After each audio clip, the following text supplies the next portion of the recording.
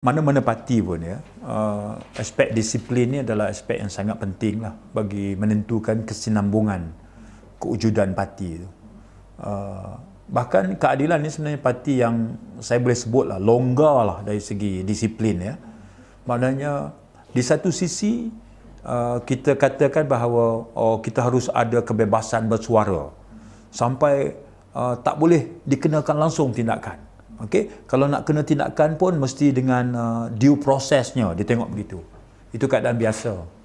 Yang parti lalui baru ni, episod luar biasa. Episod pengkhianatan bukan saja memberi kesan pada parti, bahkan jatuh sebuah kerajaan yang rakyat pilih dan beri mandat secara demokratik. Jadi, keadaan luar biasa memerlukan langkah luar biasa. Tetapi tidak kompromis dari segi prinsip-prinsip sesuatu tuduhan harus dibuktikan. Itu aja. Jadi, sebab itu dalam perlembagaan parti, dia ada satu fasal 416. Jarang parti, sepanjang saya duduk dalam parti 20 tahun ni kan, jarang-jangan sangat kita guna 416 ni. Jarang sungguh. 416 ni sebut, Majlis Pimpinan Pusat boleh gantung serta-merta secara sementara terhadap seseorang anggota sehingga lembaga disiplin mengadili kes dia. Okey, maknanya gantung dulu. Okey, gantung dulu. Ada juga pasal 417, MPP boleh pecat serta-merta. Ya, maknanya tak payah melalui tunjuk sebab lembaga disiplin semua tak payah. Baik, 417 keadaan apa? Misalnya pada pilihan raya umum atau pilihan raya kecil, parti meletakkan calon, sah dapat watikah parti. Kemudian ada anggota parti bertanding sebagai calon bebas. Dalam kes macam ni, kita tak ada surat tunjuk sebab lah, tak ada due process lah. Kita ni parti politik. Kesan bahawa dia masuk bertanding lawan dengan calon parti. Takkan nak dengan ini saudara diberikan surat tunjuk sebab. Kemudian kita kena tunggu 2 minggu. Kemudian lembaga disiplin kumpulkan bukti dan buat pendengaran, cadang kepada MPP. Pilihan raya dah habis lah. Jadi dalam keadaan itu kita kata apa? 417 memberi kuasa dalam perlembagaan pada MPP pecat. Baik. Saudara Azmin dan Zuraidah terbukti melakukan pengkhianatan, jatuh kerajaan. MPP bersidang pada minggu ketiga Februari, beberapa hari lepas kerajaan jatuh. Kita pecat serta-merta. Ada surat tunjuk sebab. Tunjuk sebab apa lagi? Kerajaan jatuh dah. Pengkhianatan dah berlaku. Kita pecat. Sebab itu dalam perlembagaan kita membenarkan perkara itu. Baik. Lebih ringan daripada itu gantung. Gantung tu berkuat kuasa serta-merta tetapi sifatnya sementara. Sehingga bila? Sehingga lembaga disiplin mengadilinya. Okey? Sebab episod pengkhianatan ini yang melibatkan pimpinan tertinggi parti ini, dia bukan berlaku pada 23 hari bulan Februari. Dia punya build up dia ataupun pembinaannya itu lama, makan masa bertahun, dan ikut menerima sokongan daripada anggota biasa, cabang, negeri, ya nak? Banyak. Jadi dia berlaku tu bukan sehari dua, dia makan masa lama. Okay? Apakah parti sedar? Parti sedar. Okey, apakah parti bertindak pada waktu itu? Parti bertindak tapi tidak setegas sekarang. Kerana tidak setegas sekarang lah maka istilahnya kaduk naik junjung lah. Banyak lemak lah kan. Kami ini untouchable. Dia begitu. Ya. Jadi kerana itu bila berlaku sekarang episod ini, anggota parti bila melihat bahawa dua yang mengepalai pengkhianatan itu telah dipecat, maka laporan itu datang banyak. Pada waktu itu, parti membincang keadaan luar biasa memerlukan langkah pembetulan yang luar biasa. Parti pun invoke 416. Jadi, ada juga yang telah mengumumkan keluar parti. Jadi, kalau dia dah keluar parti, perlembagaan parti 9.1C, 9.1D, ya, C ke D itu, dua fasal ini menyebut kalau seorang anggota itu telah mengumumkan keluar parti, dengan sendirinya keanggotaan dia terlucut. Jadi batch yang pertama kita lucutkan keanggotaan mereka sebanyak 268 orang adalah terdiri daripada mereka yang telah umum keluar parti. Mereka buat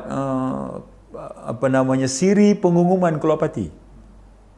Mereka paparkan dalam sosial media, mereka paparkan dalam video klip, mereka lambai-lambai semua, mereka buang topi, mereka gunting kad keanggotaan, ya, mereka buka baju keadilan, mereka koyak bendera dan sebagainya, segala macam.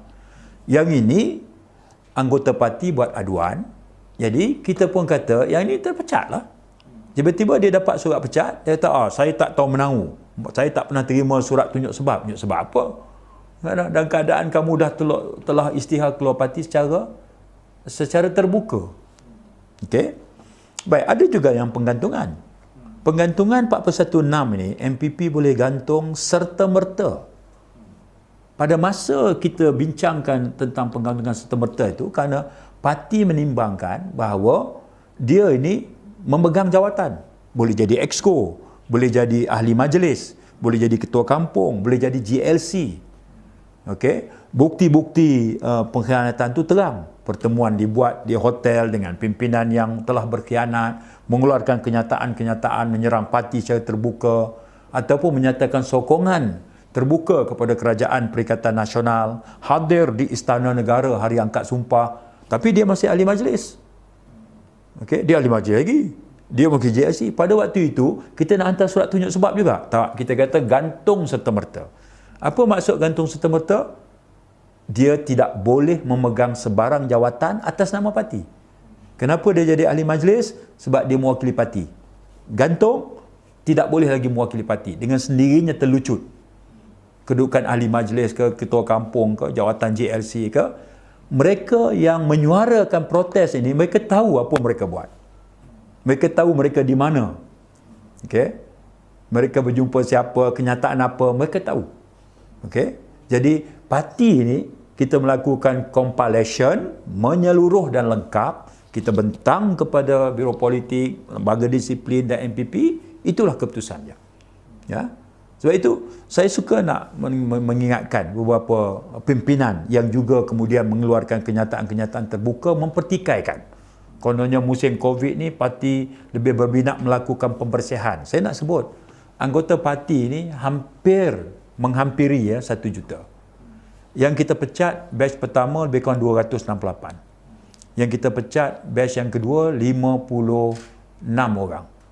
Okey? Lebih kurang 300 lah kat situ, 300 lebih.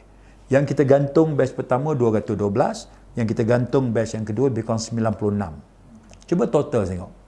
Adalah lebih kurang 600 lah. Daripada hampir 1 juta anggota. Itu aja. Kejam zalim apa nak. Yang itu dulu. Dan itu pun semua kita bahas di dalam MPP, Biro Politik secara terbuka. Secara terbuka. Kita masih ada keadaan. Ini yang saya maksudkan, keadaan luar biasa memerlukan langkah luar biasa. Ya, kalau tidak, kita tahu benda itu berlaku, aduan dibuat oleh anggota parti, kita kata tak apa, kita tunggu surat tunjuk sebab. Okey, kerana jumlahnya beratus-ratus, lembaga disiplin mungkin mengambil masa lama, sementara tindakan itu nak diambil, dia masih ahli majlis, dia masih yang berhormat, dia masih exco, dia masih pegang JLC, dia masih ada position, dia masih ada resources, dan dia gunakan itu untuk melemahkan parti. Itu kewajaran tindakan diambil. Dan saya nak ulangi, di kalangan yang bising kerana tindakan diambil, mereka tahu perbuatan mereka. Mereka tahu apa yang mereka buat. Ya kan? Jadi mereka tak perlu nak sanggah, nak petikai, ya, kerana kita cukup maklumat untuk tindakan diambil ke atas mereka.